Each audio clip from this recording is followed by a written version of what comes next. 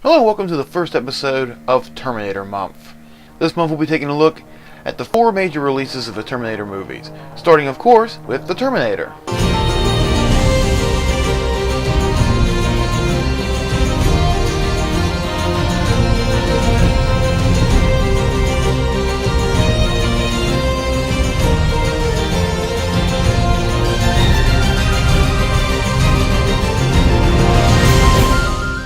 Now the background of, in fact, the entire series is that humanity has created a device called Skynet.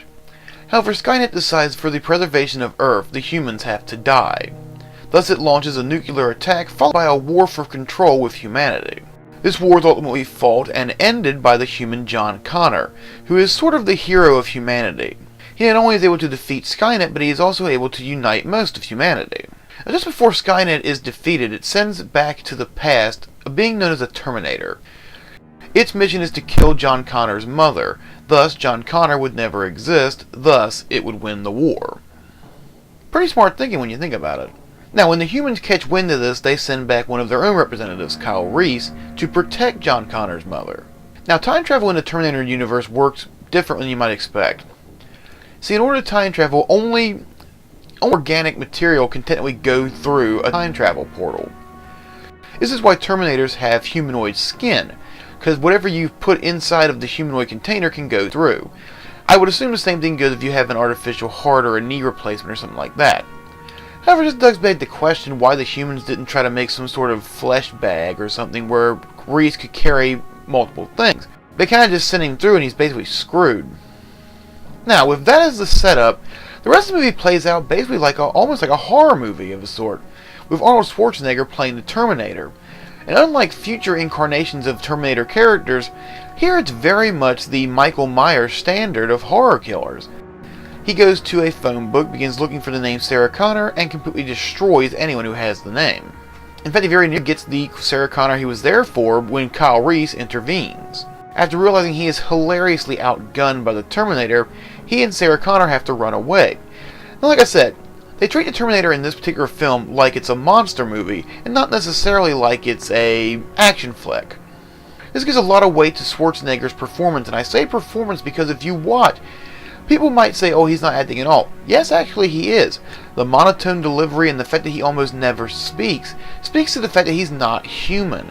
He's a machine.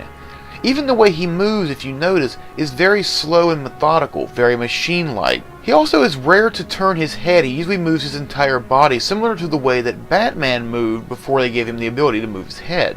This gives him an unhuman quality, and just is something that makes him seem different than the average person. On top of that, Arnold Schwarzenegger is an absolute giant, particularly compared to the two people who he's playing off opposite. Now, hearing the setup, you may think Kyle Reese would be the main character of this story, but actually no, the main character is Sarah Connor, played by Linda Hamilton, who over the course of the movie has to change from being just a one of us, just a basic normal citizen, to essentially someone who knows not only how to fight, but how to destroy Terminators.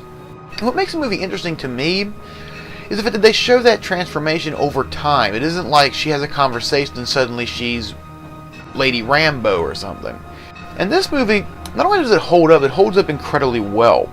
Now yes, some of the shots you can tell are definitely stop motion, but you can also tell there was a lot of real effects, because during the 80s a lot of movies had this if you go back and look. It's where, yes, there are models, there are miniatures, but there's actually something there. Unlike nowadays where everything is basically CGI. Very rarely will you see a movie use props or miniatures when they can instead just pop something into the computer and there it is. This gives everything in the movie a lot more weight, a lot more punch. In particular, the Terminator effect himself when the skin melts off. In fact, one bit of behind the scenes knowledge, that particular maquette that they made of the Terminator was actually made of solid steel. It actually took 4 puppeteers just to move it, much less manipulate the different parts.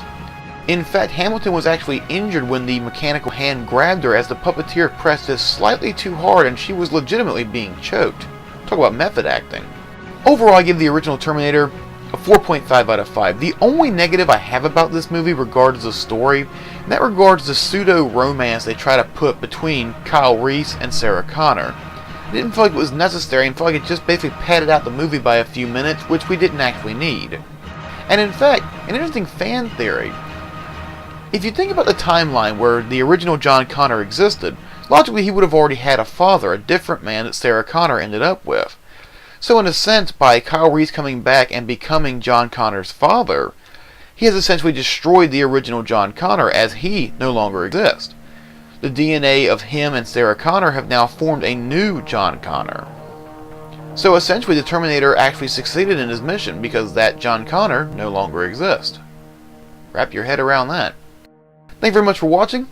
Tune in next week where we take a look at Terminator 2: Judgment Day.